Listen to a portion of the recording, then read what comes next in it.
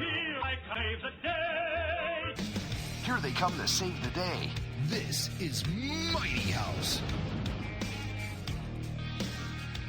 All right, we're broadcasting worldwide and live at mightyhouse.net and tunein.com. Just look for Mighty House Radio Show. You can follow us on Twitter and Facebook. Also, just look for Mighty House Radio Show. And we're at the Restore 6040 North Pulaski in Chicago. It's brought to you by Osh Nissan. He is the Northside Home Guy.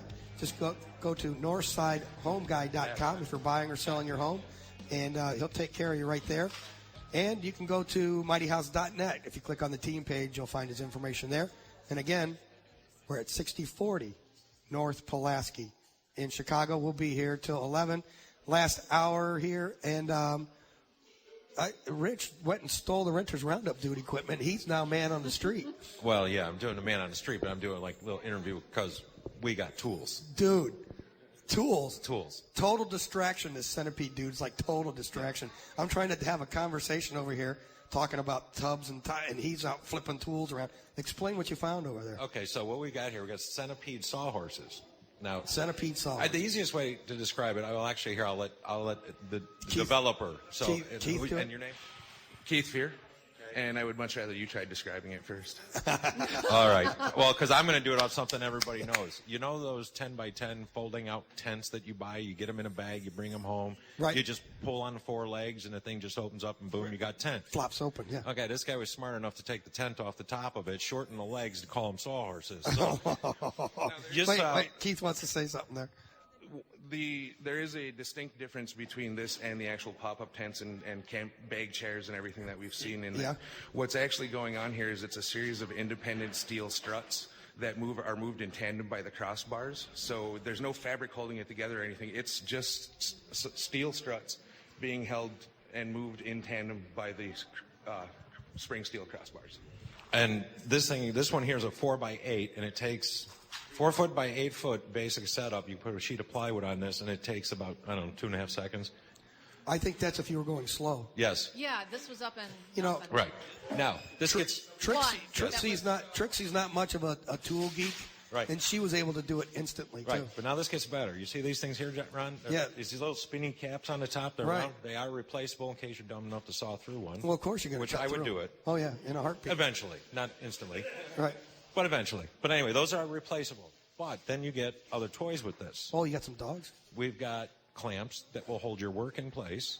So they've got holes in these so you can put plywood on top, whatever. He's got plywood racks. He's got, these are very cool.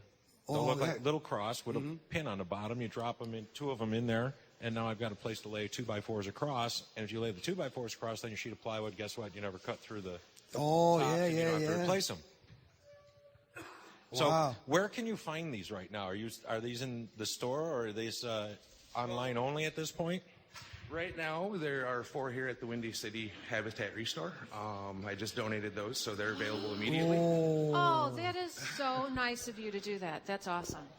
Beyond that, right now we're primarily online. Rockler Woodworking Stores, they're a national chain. They have 20, 30 stores throughout the... One in Joliet at Briggs Street. That's the one I always deal with. Okay. We have one in Schaumburg here in Chicagoland. And other than that, we're online primarily, although we do have a lot of big plans in the works. And we will be in over 3,000 stores by the end of June. Online at centipedetool.com. Yes, centipedetool.com. Okay, great. One of the interesting things I learned from talking with you is this was crowdfunded. Yes. So tell us how this happens. This is fascinating to me. It's excellent that you did this. In 2013, a former coworker of mine, we worked together for 5 years, called me up and said, "You remember that ultimate sawhorse that I was working on? Well, I'm ready to go to market with it." So I came and visited him out in his home in New Mexico, and we did our agreement, and we just started Indiegogo crowdfund in June of 2013, and throughout all of 2013, between PayPal and Kickstarter and Indiegogo, we raised enough funds to do a production run of 400 pieces for our first 325 supporters. Wow. And with those production run pieces, we were able to leverage for capital, distributors, and supply chain. Wow. So less than 2 years later, less than 2 years from our first crowdfund to the time that we're going to be in big box stores and like I said, over 3,000 stores by the end of June. Right. And so we will be in a store near you very soon. And if I could drop a plug for the SBAC, Small Business Advocacy Council. That's how you came to us, because you know Mike over there at the SBAC. Right. And so because of the SBAC, he put you in touch with us, and we're able to do this. They also have a House bill that just passed the House unanimously for the crowdfunding for Illinois. So if you want to support something else, here's a good example of it. House Bill 3429 is a crowdfunding bill that just passed the House unanimously. Call your senator, state senator, and let them know to pass this bill also, because it helps people like Keith get their products to market, and there's no other way to do it. Normal funding is not going to work. Crowdfunding is the way to do it. Well, I completely agree with that concept. One of the things that I've been saying since the beginning is this is a once in somebody else's lifetime chance. And because of crowdfunding, because of both Kickstarter and Indiegogo, we were able to make this happen, and a lot of dreams have actually come true. There's 7 people in our company now, and we're all here in the Elgin area, except for, again, the inventor himself is down in Truth or Consequences, New Mexico. Yeah. That's awesome. Truth and Consequences, New Mexico, huh? Yes, sir. Awesome. Yeah. No, it's a great product. It's really cool. I can't wait to see it. What's I got to do Robbie's job, the 4x8 version, and you have this one's like 2 foot by 4 foot. What is the kind of retail price on these, Bob? The large unit supports 3,000 pounds, and the small unit supports 1,500 pounds. So it really is a table base that you don't have to worry about what you're putting on top. You're never going to beat its capacity.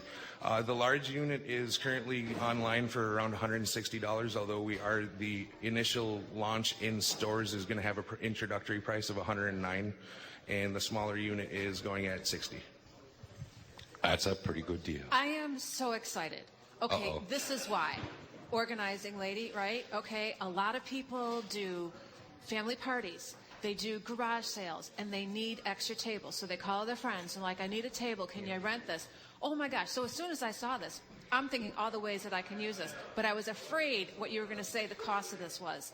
This is amazing, people. This is awesome, because just with one lift of the finger, it all folds up, it goes into a bag, and you store this in your basement, you store it in your closet, and you could get, I'm not a technical carpenter, I'm excited, guy or anything, but you could get a sheet of plywood or something and then put a tablecloth over this, correct? Yes.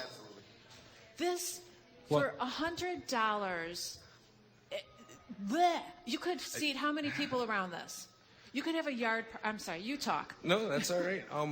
I was reminded of when we were at International Builders Show in January with sort of a soft launch. Wanted to show it to some of the contractors and get some feedback.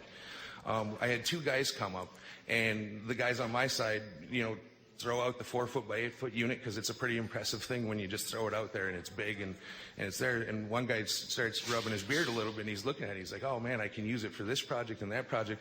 Meanwhile, his buddy's scratching his head saying, that small one would be perfect on my pontoon boat. Yes. So it is. It's a huge variety of uses for this. And again, it boils down to a table base where you don't have to worry about what you're putting on top of it, because it'll handle it. And I hope when you are marketing this, that's what you do, because, okay, so the men, the contractors, whatever. But, we started there because that's what we knew. We spent 5 years in the hardware industry together. I completely get it. But there's this humongous audience of women or men who just need to have something that they could tuck away. Those big foldable tables, they're really heavy, they're awkward. I'm with you. I see this. I can take that down to the beach. That's my beach table. Absolutely. And I don't have to lug a whole bunch of stuff. It's in a carrying case. And on the beach is actually one of the application photos we took to help show the versatility of it, because it does have the plastic feet that will it'll hold up over sand, over grass. It'll basically, not all legs need to be on the ground for this thing to be stable. Get out. So that's what I was going to say. How about uneven? Yes, we gotta go. Uneven job sites. Like if you're on the ground and it's uneven, will this still be okay on uneven ground? So it's like any sawhorse. If you're on the side of a hill, it's not going to work. You have to dig it in a little bit. But what the basic fundamental situation is here is that if you're going to approach the 3,000 pound capacity, then yeah, you should find some stable ground. But if you're just throwing some boards up and a couple of saws and doing a workstation for a day, it really does not matter what kind of ground it's going to be on. Obviously, there's always limitations to that. But Right. Yeah, use it as a picnic table. Okay, here's going to be the dangerous question. Can I stand on it? At this point in time, we are advising against it simply because we don't know if it's safe enough. So we crowdfunded this and we're just going to market.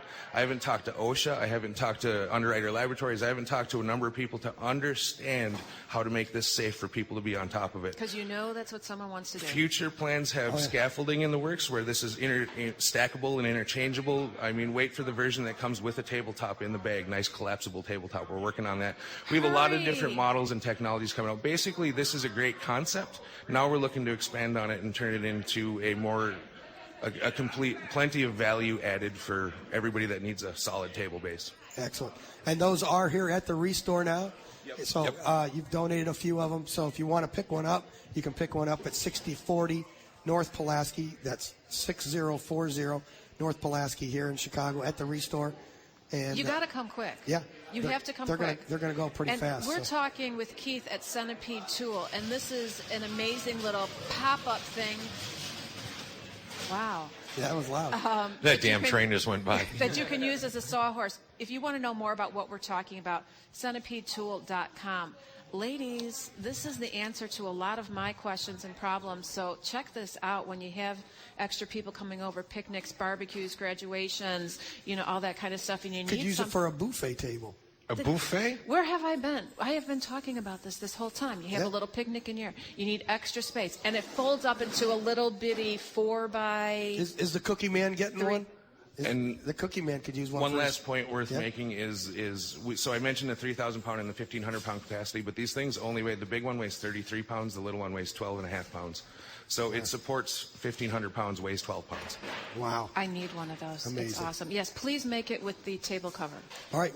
Make it with the table cover. Keith, thank you very much for bringing them out. These are awesome, though. Thank you so much. Congratulations on the new venture. Excellent. Thank you very much for having me out here. And yeah, this is great. It's very exciting. CentipedeTool.com. And for more information, you can go to mightyhouse.net, click on the team page. We'll have his information up there also. And Keith, if you want to put a blog together, I'll go ahead and put it on our blog page if you want to send us some stuff. And we've linked it up to our Facebook page and Twitter. Do the whole thing then. Yes, that we can match. Okay, and then if someone had a tub already sprayed once before, it starts to peel, usually like right around the drain. Right. You'll start to see it start to peel, or they've dropped something in there and chipped it up. Is that tub now useless? Oh, that's awesome. No. Sorry, the Centipede guys here, the Centipede Tool guys here. So it totally distracted me with his tools. So is there something you can do? Can you still refinish